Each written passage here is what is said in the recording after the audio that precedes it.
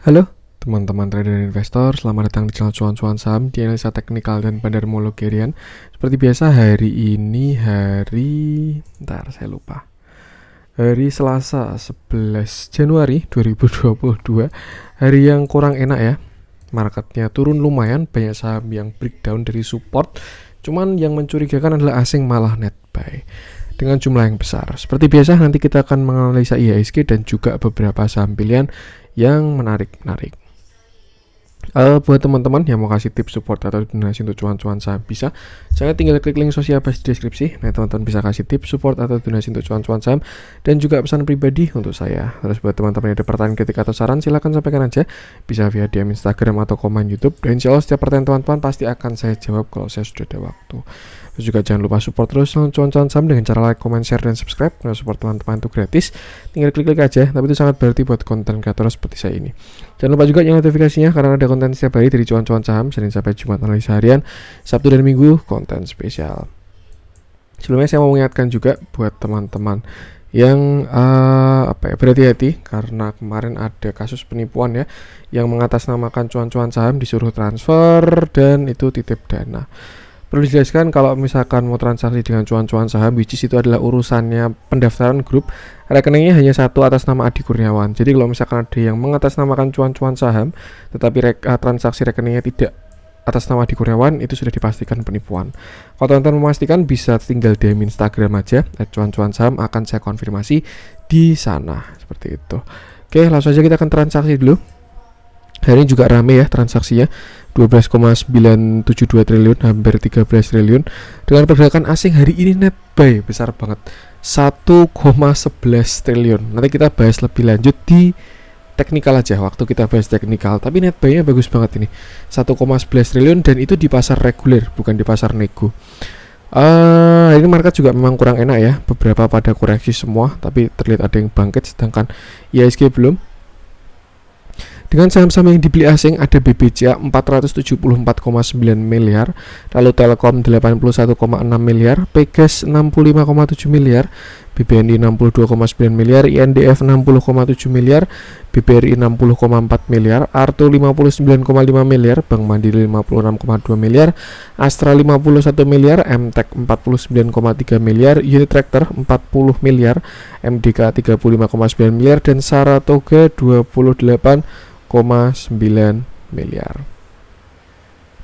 Masuk ke saham-saham yang dijual asing, masih Bukalapak 32,7 miliar, Indosat 18 miliar, BNPA 11 miliar, Era 7,6 miliar, IPTV 6,6 miliar, Inco 5,9 miliar, SMGR 4,5 miliar, Unilever 4 miliar, MSIN 2,26 miliar, MPPA 1,9 miliar, dan ICBP 1,4 miliar.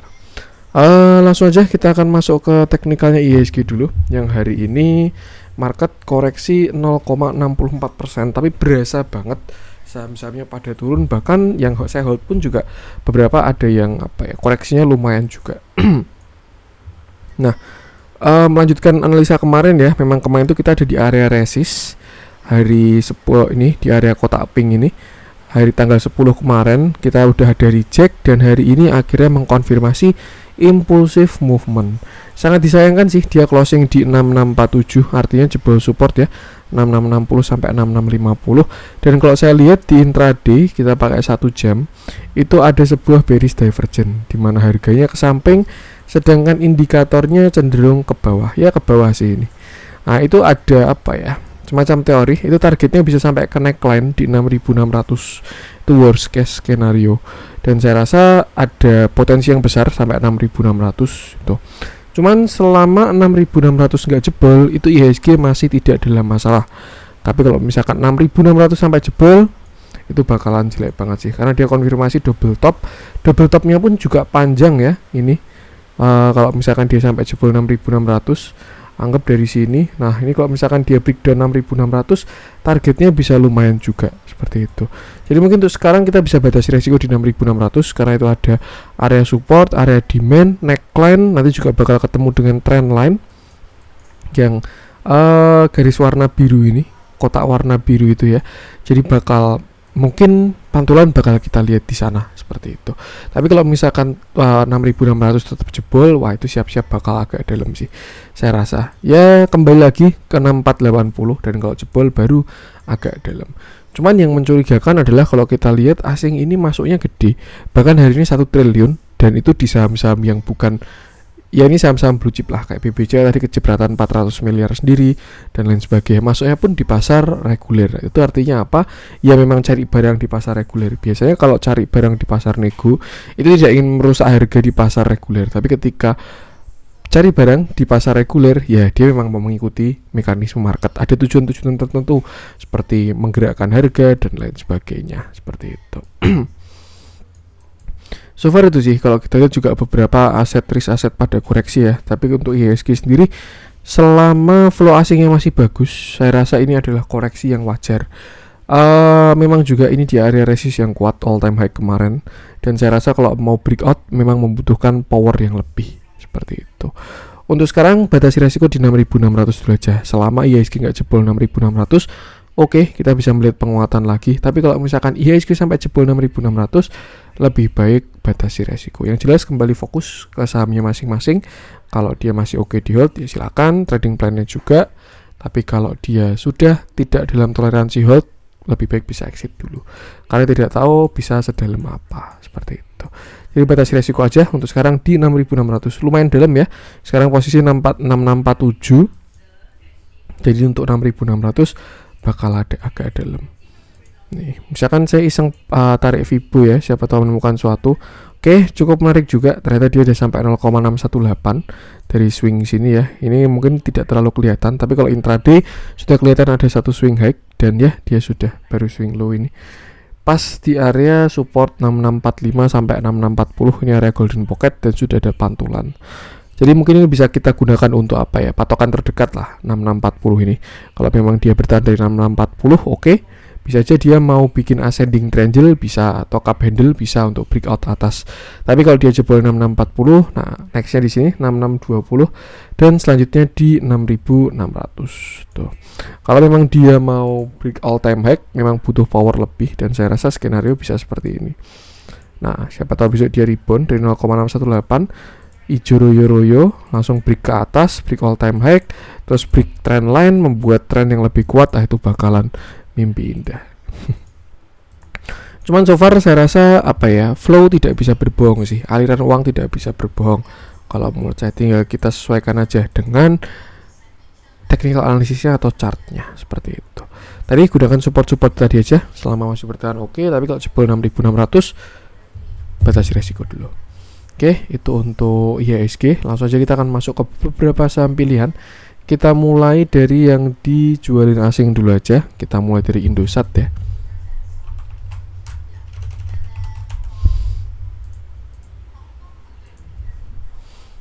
IHSG juga masih bertahan dari EMA 20.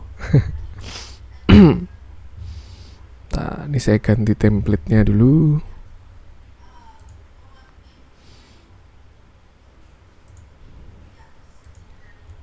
Oke. Jadi Indosat hari ini turun 4,3% dengan volume yang ada, tidak kecil tapi tidak besar. Kemarin Indosat habis open gap dalam banget ya, karena dia juga jump dividen yieldnya besar juga, hampir 20%-an. Akhirnya dia dividen trade dalam, setelah itu turun dan rebound ke area biru ini, garis warna biru tepat, lalu akhirnya dia turun. Kemarin sudah saya bilangin ya untuk si Indosat ini, terakhir juga ini masih on track dengan view-nya. Dia sudah jebol dengan uptrend channelnya, dan saya bilang ketika Indosat naik ada potensi dia pullback doang untuk retest garis warna biru ini. Karena di sini kan dia breakdown lalu turun. Nah, ini pullback untuk menjadikan area supply dan saatnya turun. Skenario itu bakal terkonfirmasi kalau dia jebol 5.500. Tuh, jadi selama Indosat tidak jebol 5.500 masih ada harapan. Kenapa? Karena bisa aja dia mau bikin cup handle, bisa ini cup lalu ini handle untuk kembali ke trennya bisa, atau misalkan dia mau bikin double bottom pun bisa juga, bottom 1 lalu bottom 2 itu bisa juga. Tapi kalau sampai Indosat jebol 5.500, saya rasa itu adalah dead cat bounce atau pullback setelah dia breakdown untuk berganti tren menjadi downtrend seperti itu. Yang jelas memang sudah kurang oke kalau menurut saya pribadi ya. Ini karena dia sudah jebol dari uptrend channelnya. Ya kalau belinya di sini masih dapat lah dividennya itu, masih dapat untung. Cuman kalau belinya di pucuk waktu jumdit ya kayaknya nggak dapat untung. Karena memang rumusnya dividen trap tuh kayak gitu ya. Trapnya itu sebesar yieldnya biasanya seperti itu. Untuk sekarang dia berada di area support juga. Ini kotak pink ini ya. Sini juga sebelumnya dia support, di sini dia support juga, dan ya tuh supportnya dia sekitar 5850 di support klasik. Kalau jebol dia bakal ke sini 5700, kalau jebol lagi di 5500, dan kalau jebol baru bakalan downtrend seperti itu. Jadi tuh batasi resiko aja. Kalau memang dia mau reversal, dia harus break ini ya 6400. Kalau break 6400, Indosat bakalan bagus. Nah kalau dilihat dari katalisnya sih kemarin mulai digembur-gemburkan berita mergernya lagi dan lain sebagainya. Cuman kalau BTA saya rasa lebih baik wait and see dulu aja. Ini kalau menurut saya kalau belum punya barang seperti itu. Karena dia udah jebol dari uptrendnya agak serem. Lihat dalamnya hari ini juga terjadi big distribusi tanggal 11 ya. Hari ini terjadi big distribusi. Walaupun kemarin terlihat ada yang ngumpulin barang, cukup menarik sebenarnya untuk inflow-nya ya. Ada yang udah mulai ngumpulin barang. Ya batas resiko di 5.500 aja sih. Kalau average-nya agak tinggi disesuaikan dulu. Seperti itu. Bisa aja ini juga apa ya, mau reversal pun bisa juga sih. 50-50 batasi resiko aja di angka-angka tadi yang saya sebutkan. Untuk Indosat, lanjut coba kita cek BNBA yang hari ini sepertinya ARB itu 6,76 ya, kayak ARB sih.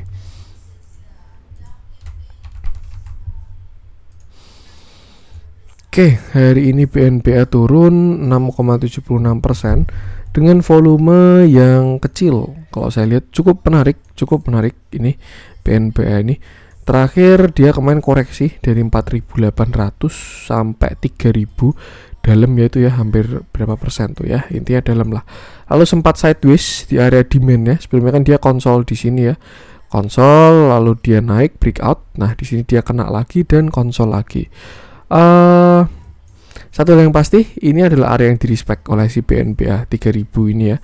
3.000-an itu area di respect-nya sama si BNBA, dan ada potensi dia reversal kok sebenarnya kalau misalkan dia sampai double bottom. PR-nya adalah tidak boleh jebol 3.000. Kalau misalkan BNBA sampai jebol 3.000 itu bakalan jelek. Ini bisa jadi dead cat bounce untuk turun lebih dalam. Tuh, cuman yang saya lihat menarik adalah dia tidak langsung loncat tapi sideways dulu. Ini yang saya maksud dengan tanda-tanda reversal.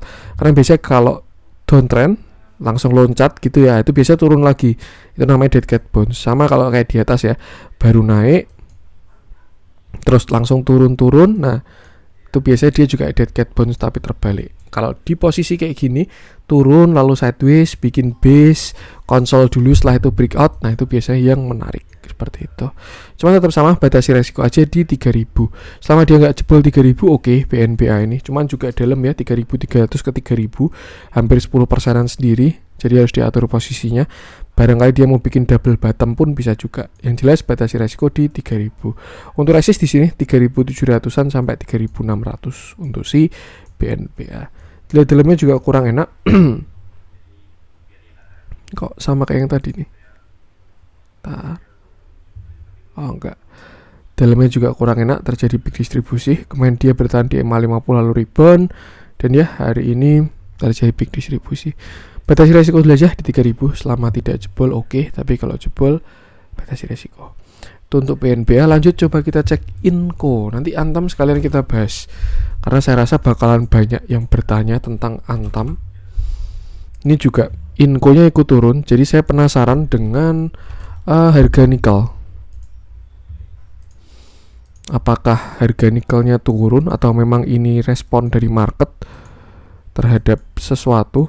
Mungkin nggak begitu jelas kalau untuk yang Inco, tapi kalau Antam harusnya jelas banget tuh. ISG makin dalam, ISG menyerah di zona merah. Ntar kalau indeks komoditas nikel.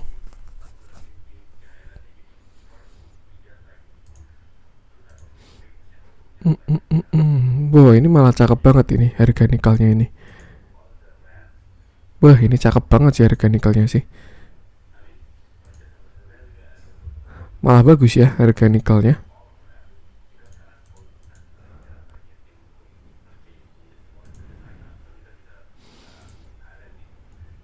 Dia udah breakout kayak dengan volume juga, breakout all time high-nya untuk si nikel. Tapi nggak tahu ini divergent atau enggak. Besok kita lihat lebih lanjut aja. Yang jelas untuk sekarang keadaan harga nikelnya bagus, tapi saham-sahamnya pada turun. Menarik. Kita bahas aja. Hari ini Inco turun 5,76% dengan volume yang besar. Kalau saya bilang ya, ini di respect pergerakannya. Inco sudah jebol dari area support. Dan ya, dia berada di last defense-nya untuk saat ini. Kalau kita lihat untuk saham-saham nikel ini kan konsolidasinya lebih ke arah symmetrical triangle atau apalah itu. Yang jelas itu adalah pattern 50-50. Yang artinya kalau dia breaknya ke atas memang bagus, tapi kalau jebolnya ke bawah itu bakalan jelek. Nah, kalau kita lihat untuk si Inco ini juga sudah breakdown dengan volume. Jadi agak kurang enak sebenarnya view-nya. Tuh ya. Teman-teman pasti ingat bentuk-bentuknya Bevin ketika dia breakout ke atas, breakout lalu pullback lalu akhirnya naik ke targetnya. Nah, ini mungkin kalau misalkan ini symmetrical triangle itu ada potensi target dari si Inco penurunan tuh bisa ke sini. Nah, ini ya 3200. Jelas itu agak dalam, jadi ya perlu diatur posisinya. Cuma untuk saat ini masih ada support-support yang bisa menahan penurunan si Inco. Ini last defense-nya untuk si Inco kalau menurut saya ya. Ini 4220 sampai 4100 adalah last defense dari si Inco. Harusnya ya, mungkin kalau misalkan besok market pullback atau hijau dan Inco juga naik, saya rasa dia bakal naik dulu, mantul ya. Mantul, habis itu baru jebol. Kayak si Bevin kemarin tuh, waktu dia habis breakout symmetrical triangle, kena resist, pullback dulu, habis itu baru breakout terus menuju targetnya. Nah, untuk saya rasa ini Inco juga sudah jebol. Ini dia jebol support klasik di 4500, jebol juga symmetrical triangle-nya. Jadi untuk sekarang saya rasa agak kurang enak untuk saham nikel ini. Gak tahu ya apakah kebijakan pemerintah atau katalisnya apa, saya nggak tahu. Cuman saya bahas dari TA-nya aja. Ini pergerakannya kurang enak dengan volume yang di respect. Jadi berhati-hatilah teman-teman, seperti itu. Kalau ada pantulan besok hijau, saya rasa lebih baik dimanfaatkan buat exit dulu aja. Siapa tahu dia pullback ke 4500 ya, manfaatin buat exit dulu. Tapi kalau memang besok dia jebol langsung 4100 itu bakalan jelek banget untuk Inco ini. Nanti Antam kita bahas juga. Lihat dalamnya, akhir-akhir ini lebih ke distribusi. Hari ini pun juga big distribusi ya, jadi memang kurang enak. Dia juga sudah downtrend by moving average. Ya, batasi resiko aja sih. Tuh untuk Inco yang setelah sideways lama saham-saham nikel ini akhirnya breakdown juga. Lanjut coba kita cek yang dibeli asing hari ini. Saya pengen ngecek BBCA karena apa ya, untuk melihat pergerakan market tuh paling enak lihat saham-saham ini, BBCA, BBRI, kira-kira dia mau naik atau mau koreksi. Nah itu bisa diproyeksikan di sana. Oke, hari ini BBCA naik, cakep banget. Dia naik 1,32% dengan volume yang besar disertai flow asing yang bagus. Dia break, belum ding. Karena kemarin high 7.700 ya, hari ini high 7.700 juga. Jadi saya rasa 7.700 sampai 7.750 adalah resist yang kuat untuk si BBCA. Tuh. Tapi kalau misalkan besok dia break 7750, itu target selanjutnya di sini 7875, dan kalau break lagi targetnya ada di sini 8250 dulu baru all time high lagi. Seperti itu. Itu untuk kalau Fibo sampai ke shadow-nya. Kalau nggak pakai shadow-nya bisa di sini berarti. Nah, itu ya. Yang jelas untuk sekarang 7750 ini adalah resistnya untuk BBCA. Ada beberapa skenario dan saya rasa ini kalau dia berhasil break, saya yakin bakal meledak kayak di sini. Ketika September kemarin BBCA ditarik. Kenapa? Ya dilihat aja kemiringannya. Ini ya. Slope-nya itu berapa derajat nih? Anggaplah 20 derajat gitu. Dan sekarang terjadi lagi nih slope-nya nih ya. Ini saya hilangin dulu aja. Nah, ini kan kemiringannya kan kuat nih. Tuh. Artinya kalau dia sampai break 7750 bahkan all time high, itu kenaikannya bakalan cepat untuk si BBCA. Seperti itu. Untuk supportnya di sini sekitar 7.500 support BBCA saat ini, dan untuk resist 7750. Kalau jebol ke bawah bakal jelek, kalau break ke atas bakalan bagus. Seperti itu. Tinggal kita lihat aja nanti kira-kira BBCA mau pullback dulu ke bawah atau langsung break ke atas. Arahnya saya rasa kalau dilihat dari flow-nya ya, ini bagus untuk BBCA. Kalau saya lihat arahnya ke atas, jadi tinggal tunggu waktu aja. Seperti itu. Hari ini juga gila-gilaan ini big akumulasinya 370 miliar sendiri. Tuh. Ini big player sedang bertarung sih kalau menurut saya. Yang kirinya side-nya juga bagus, kanan pun side-nya juga bagus. Ini SQ-nya bukan SQ retail kalau menurut saya. SQ itu kan BCA sekuritas ya. Ya kayaknya ini pemain juga ini. Atau bahkan emitennya sendiri bisa juga jual barangnya ke asing. Seperti itu. Yang jelas itu batas resiko aja di 7.500, atau kalau dia break 7.750 dengan volume bisa hold, siap-siap swing lagi. Seperti itu. Itu untuk BBCA mungkin bisa aja ya kalau kita mau positive thinking. Uang-uang sekarang baru digunakan ke big cap untuk tarik mereka ya. Nanti ketika udah sampai target baru uang-uangnya dipindah untuk tarik-tarik sektor lain. Jadi kalau yang kita rasakan sekarang kan sektor lain baru pada koreksi, sedangkan big cap-nya flow-nya bagus ya. Mungkin bisa aja seperti itu. Yang jelas sama batasi resiko aja. Itu untuk BBCA. Untuk PGS kemarin udah kita bahas ya. Coba kita cek Arto masih on track dengan view-nya. Jadi ya biarkan aja. MTech juga kemarin sudah kita bahas dan on track dengan view kemarin ya. Tuh teman-teman kalau tanya analisa MTech bisa cek video kemarin aja, masih on track. Kita coba cek INKP dulu deh. Kemarin kita bahas Tekimnya, sekarang kita bahas INKP-nya.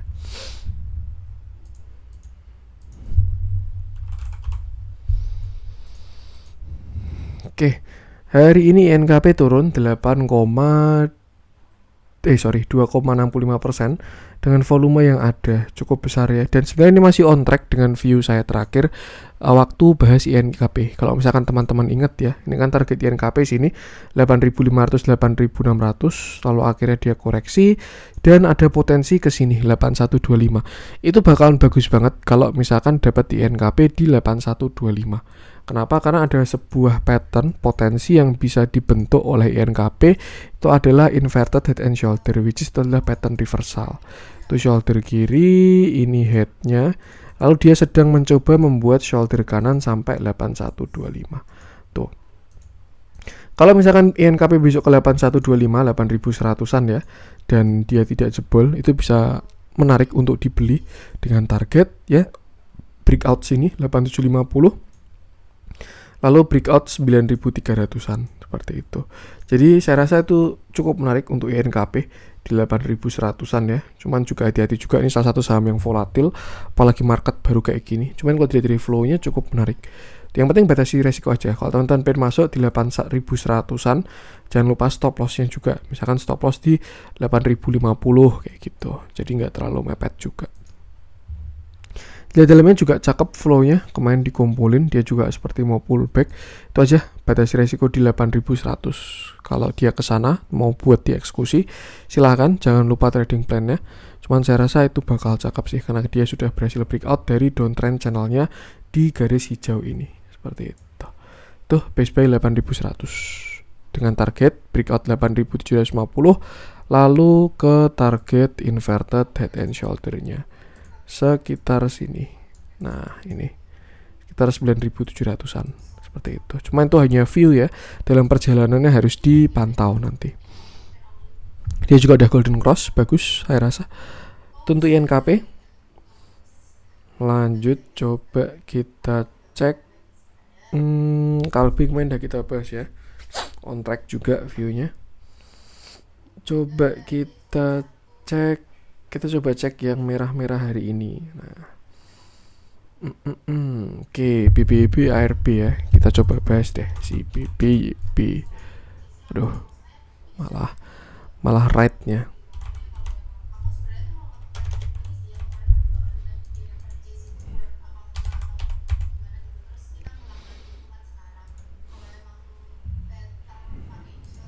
Oke. Hari ini BBB turun 6,72% dengan volume yang besar juga. dia masih tertahan di EMA 50. Sebelumnya 2 kali rebound dari EMA 50. Rebound pertama, rebound kedua, dan hari ini dia sudah jebol dari EMA 50. Dan bahkan di ARB, jadi closingnya pun juga belum merepresentasikan closing aslinya ya. Maksudnya apa? Maksudnya bisa lebih turun untuk si BBB ini karena berhenti gara-gara ARB. Kemarin saya bilang BBB sudah kurang bagus ketika dia jebol 2400, dan ya dia jebol juga dari EMA 50 di 2240 karena 2 kali dia direspon ya, EMA 50 ini. Tapi karena sekarang dijebol, saya rasa next stop BBB ada di sini. 2150 sampai 2070-an seperti itu. Itu supportnya BBB. Cuman kalau dilihat sudah kurang enak saya rasa pergerakannya BBB ini. Jadi lebih baik kalau belum punya barang tunggu bottoming dulu aja. Tunggu dia bottoming, tunggu dia konsol, kalau ada potensi buy baru buy.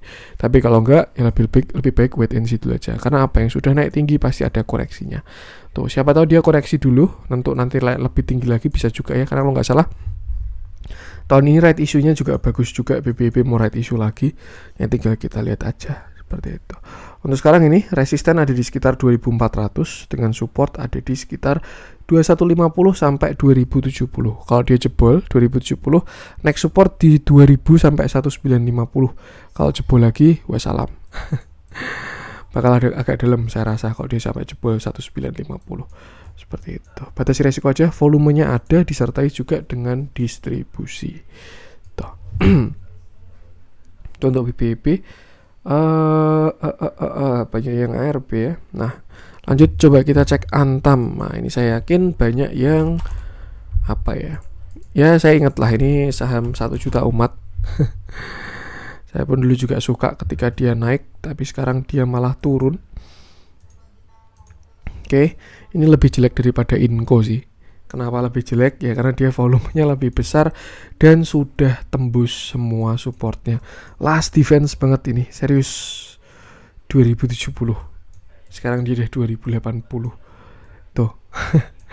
Oke, hari ini Antam turun 6,31% dengan volume yang besar. Jadi saya rasa candle hari ini dikonfirmasi, teman-teman lebih baik hati-hati kalau masih punya barang ya. Dia juga jebol area demand-nya. Saya bilang 2200-an itu kan area demand-nya si Antam ya. 2200 sampai 2150 dan sayang sekali dia jebol ke bawah. Seperti itu. Setelah konsolidasi lama Antam nih ya. Dia rally lalu konsol lama banget dari bulan apa nih, anggap dari sinilah, dari 1 Februari 2021 sampai akhirnya breakdown di 2022 Januari, sideways 1 tahun dan akhirnya turun. Kemarin sebenarnya patternnya bagus, banyak yang bahas dia bakal continuation, bisa rectangle kayak gini dengan resist di sini dan support di kotak bawah, atau bisa juga symmetrical triangle pun bisa juga. Ada beberapa yang view-nya kayak gini juga. Nah, gini, lalu support bawahnya ini tuh, dan ya dia sudah jebol semua untuk si Antam ini. Jadi untuk sekarang saya rasa agak kurang enak karena volumenya besar juga. Kalau volumenya kecil bisa aja itu markdown atau false breakout, tapi dengan volume besar saya rasa kurang enak untuk si Antam ini. Hati-hati aja teman-teman, biasanya yang selesai sideways kalau breakout itu bakal kencang pergerakannya. Kalau dia break ke atas sih bakalan bagus banget ya, kayak mesin kemarin MSIN tuh, dia sideways akumulasi lalu ketika breakout dari 500 perak sampai 2000 itu cuma 1 bulan. Nah, ini Antam juga nih sideways 1 tahunan ketika dia breakdown. Nah, kita lihat nanti pergerakannya gimana. Last defense itu 2070 sampai 2000. Itu ada support klasik juga ya. Support psikologis dan support klasik. Tapi kalau dia masih jebol dari 2000, yaudah nggak tahu nih bakal sampai kemana. Barangkali nutup gap-gap di bawah, bisa aja ya. Tuh. Seperti itu. Yang jelas batasi resiko aja sih. Melihat pergerakannya untuk saat ini, saya rasa Antam sudah kurang enak. Tuh, kalau teman-teman punya barang, hati-hati. Barangkali besok dia pullback ke 2200-an, itu bisa dimanfaatkan buat exit dulu aja. Seperti itu. Lihat dalamnya juga ini, big distribusi. Nggak enak banget. Ini juga buyer side-nya kurang oke ya. XC, CC, KK, YP, SK, PD, GR, YJ, OD. Yang jual ini BB, BK, KZ, ZP, CS. Wah. Tuh sih, jadi batasi risiko aja. Dia juga tidak ada konsistensi akumulasinya waktu sideways, makanya potensi jebolnya ke bawah. Lalu gimana Mas? Apakah kemarin kata CCS kalau Antam itu kuat dengan nikel, pergerakan nikel. Tadi kita lihat di analisanya Inco nikel naik tinggi, tapi kenapa kok Antam malah turun? Ya itu apa ya? Biasanya tidak ada holy grail di market ya. Kita bisa menggunakan, kalau saya tuh selalu menganalogikan analisa tuh kayak gini. Langit mendung, ada petir, awak udaranya udah lembab, anginnya udah besar. Apakah sudah pasti hujan? Ya kan belum pasti juga kan. Apalagi yang ngeceknya cuman dari angin doang. Tuh yang tadi sudah lebih dalam aja bisa aja miss hujannya. Apalagi yang cuman dari angin doang, itu kan bakal lebih lemah analisanya. Seperti itu. Artinya saya rasa pergerakan komoditas itu bisa jadi apa ya? Salah satu indikator buat pergerakan harga. Cuman ya memang market always right, dan ternyata dia mau koreksi. Makanya harus tetap ada yang namanya stop loss. Nggak bisa kalau misalkan wah ini hari ini nikel naik pasti Antam naik, ya ternyata kan dia berkata lain kan, dan malah koreksi dalam. Seperti itu. Jadi ya itulah kenapa saya selalu mengingatkan batasi resiko, karena market selalu benar. Untuk sekarang itu resist di 2200 dan supportnya last defense di 2000 untuk Antam. Kalau dia sampai jebol 2000 bakal valid downtrend saya rasa. Itu sih, hati-hati aja, dia kalau reversal biasanya bisa dalam itu. Itu untuk Antam. Lanjut coba kita cek apa nih?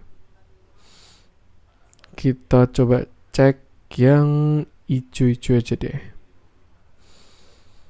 Nah, seperti biasa ya, ketika market kayak gini, saham-saham yang apa ya, yang berjaya ya small cap, karena memang suka-suka mereka. Oke, terakhir kita bahas BBHI aja, yang kemarin juga baru rame ya di semuanya karena right isunya, dan bikin Pak Khairul Tanjung jadi 3 orang terkaya kalau nggak salah udah. Oke, hari ini BBHI naik 7%, 7,35%. Terakhir dia right issue, lalu ke harga teoritis, dan hari ini naik lagi. Agak kurang enak sebenarnya candle hari ini kalau menurut saya ya. Dia shadow-nya panjang banget dan ada gap juga. Ini ya agak kurang enak sih kalau menurut saya. Tuh. Untuk support, kalau kita lihat ada gap di sini sekitar berapa ini? Ini high-nya 6.800. Itu ada gap di 6.800, itu harusnya bisa jadi support. Tapi kalau misalkan dia jebol lagi, yang lumayan kuat di sini 5.600 ini. Tapi kalau dia jebol lagi, nah ini area kuatnya di sini sebenarnya. Tuh, sekitar 4.500 baru di sini area kuat juga 3.500. Cuman jelas itu dalam banget. Jadi teman-teman harus mengatur posisinya kalau average-nya di atas seperti itu. Saya rasa untuk sekarang batasi resiko di 6.800 dulu aja. Untuk target ke atas saya rasa sudah hit juga untuk si BBHI ini. Ini hacknya kemarin 4550. Ini low-nya kemarin di sini 3625. Nah loh, bahkan udah sampai tembus Fibo 4 ya, 4,236, 3,618, udah tinggi banget. Atau bisa kita pakai Fibo extension mungkin ya. Cuman memang ini kalau kita lihat sudah hit target semua sih untuk si BBHI-nya ini. Nah, ini dia udah hit target, symmetrical atau penannya pun juga sama. Ini kakinya bisa di sini. Nah, dia juga udah melewati target. Jadi apa ya, hati-hati aja kalau memang dia nanti koreksi, karena yang naiknya kencang koreksinya juga bakalan sakit. Apalagi tidak ada base yang kuat di sini ya. Tuh, kalau kita ke intraday, nah ini sudah mulai terlihat candle-candle tidak enak. Ada yang mulai jualan dengan volume besar ya, ini turun dalam, volumenya besar, artinya sudah ada yang take profit. Semoga aja bukan bandarnya sih. Selama bukan bandarnya saya masih oke. Tapi kalau bandarnya ya batasi resiko aja kalau misalkan dia koreksi. Tuh dulu pakai di 6.800. Kita lihat dalamnya, ini yang TP ya, si MG. Cuan banyak ini. Hari ini juga terjadi normal distribusi. Dia masih saham uptrend, tapi hati-hati kalau misalkan koreksi. Seperti itu, batasi resiko aja. Oke, mungkin itu konten hari ini. Semoga bermanfaat. Mohon maaf juga kalau ada kurangnya. Jangan lupa support terus yang cuan-cuan saham dengan cara like, comment, share, subscribe. Karena support teman-teman itu gratis, tapi sangat berarti buat konten kreator seperti saya ini. Sekian dari saya, salam cuan.